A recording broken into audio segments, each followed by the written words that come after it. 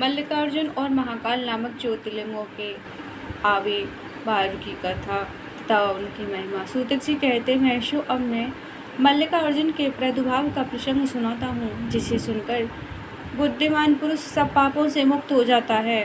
जब महाबली तारकासुर शत्रु शिवा पुत्र कुमार कार्तिकेय सारी पृथ्वी की परिक्रमा करके फिर कैलाश पर्वत पर आए और गणेश जी के विवाह आदि की बात सुनकर वृक्ष पर्वत पर चले गए। पार्वती और शिव जी के वहाँ जाकर अनुरोध करने पर भी नहीं लौटे तथा वहाँ से भी 12 कोस दूर चले गए। तब शिव और पार्वती ज्योतिमय स्वरूप धारण करके वहाँ प्रतिष्ठित हो गए। वे दोनों पुत्र स्नेह से आतुर हो पर्वत के दिन अपने पुत्र कुमार को देखने के लिए उनके पास जाया करते थे। अमावस्या के दिन भगवान शंकर स्वयं वहां जाते थे और पूर्णमासी के दिन पार्वती जी निश्चय ही वहां पदार्पण करती थी। उसी दिन से लेकर भगवान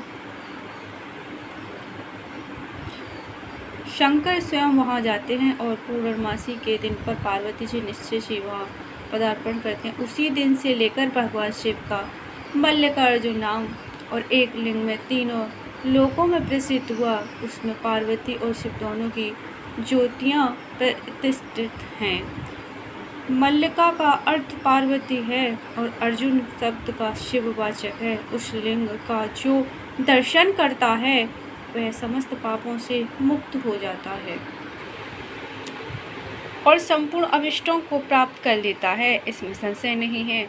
इस प्रकार मल्लिका अर्जुन नामक द्वितीय ज्योतिर्लिंग का वर्णन किया गया है, जो दर्शन मात्र से लोगों के लिए सब प्रकार का सुख देने वाला बताया गया है। ऋषियों ने कहा, प्रभु अब आप विशेष कृपा करके तीसरे ज्योतिर्लिंग का वर्णन कीजिए। सूतक जी ने कहा, ब्राह्मणों मैं धन्य हूँ, कृतज्ञ हूँ जो आप श्री मानव का संग मुझे प्राप्त हुआ। साधु पुरुषों का संग निश्चय ही पा धन्य है, अतः मैं अपना सौभाग्य समझकर पाप नाशी परम पावनी दिव्य कथा का वर्णन करता हूँ। तुम लोग आदरक पूर्वक सुनो। आवंत नाम से प्रसिद्ध एक रमणीय नगरी है जो समस्त देहधारियों का मोक्ष देने वाली है। मैं भगवान शिव को बहुत ही प्रिय, परम पूर्णमय और लोक पावनी है। उस पुरी में एक श्रेष्ठ ब्राह्मण रहते थे जो शुभ कर्म परायण, वेदों के स्वाध्याय से संलग्न तथा वैदिक कर्मों के अनुष्ठान में सदा तत्पर रहने वाले थे। वे घर में अग्नि की स्थापना करके प्रतिदिन अग्निहोत्र किया करते थे। शिव की पूजा में सदा तत्पर रहते थे। वे ब्राह्मण देवता प्रतिदिन पार्थिव शिवलिंग बनाकर उसकी पूजा किया करते थे। वेद प्रिय नामक वे ब्राह्मण देवता सम्यक ज्ञान अर्जन में लगे रहते थे, इसलिए उन्होंने संपूर्ण कर्मों का फल पाकर वह सद्गति प्राप्त कर ली थी जो संतों को ही सुलभ होती है। उनके शिव पूजा परायण 4 तेजस्वी पुत्र थे जो पिता माता से सद्गुणों में कम नहीं थे। उनके नाम थे देवप्रिय, प्रियमेधा, सुकृत और सुव्रत। उनके सुखदायक गुण वहाँ सदा बढ़ने लगे।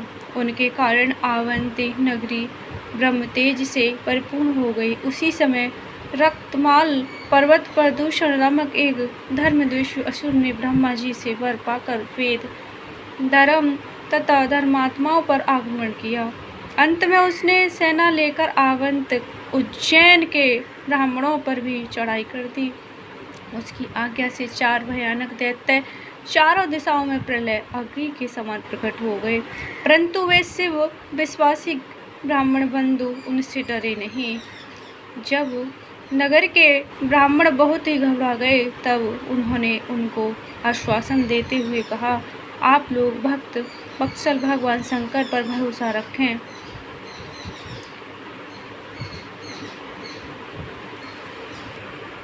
यों कह शिवलिंग का पूजन करके वे भगवान शिव का ध्यान करने लगे। इतने में ही सेनापति दूषण ने आकर उन ब्राह्मणों को देखा और कहा, इन्हें मार डालो, बांध लो।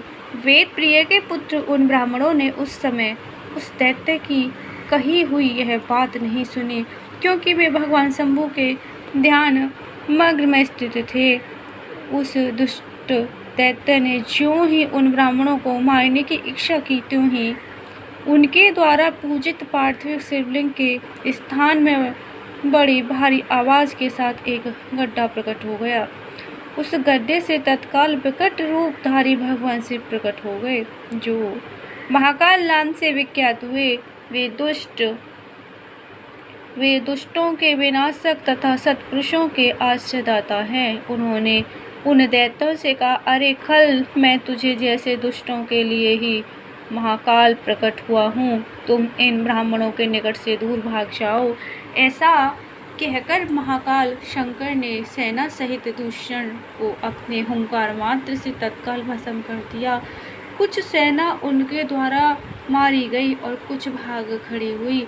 परमात्मा शिव ने दूषण का वध कर डाला। जैसे सूर्य को देखकर संपूर्ण अंधकार नष्ट हो जाता है, उसी प्रकार भगवान शिव को देखकर उसकी सारी सेना अदृश्य हो गई। देवताओं की दुंदुभियां बज उठी और आकाश से फूलों की वर्षा होने लगी। उन ब्राह्मणों को आश्वासन दे प्रसन्न हुए स्वयं महाकाल परमेश्वर शिव ने उनसे कहा, तुम लोग वर मांगो।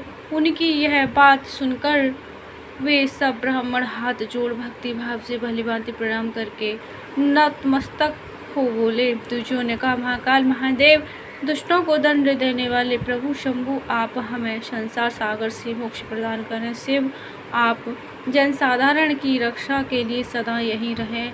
प्रभु शंभु, अपना दर्शन करने वाले मनुष्यों का आप सदा ही उद्धार करें।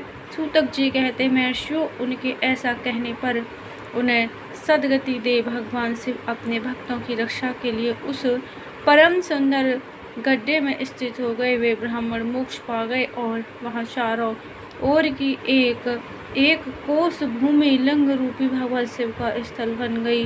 वे शिव भूतल पर महाकालेश्वर के नाम से विख्यात हुए। ब्राह्मणों, उनका दर्शन करने से स्वप्न में भी कोई दोष नहीं होता।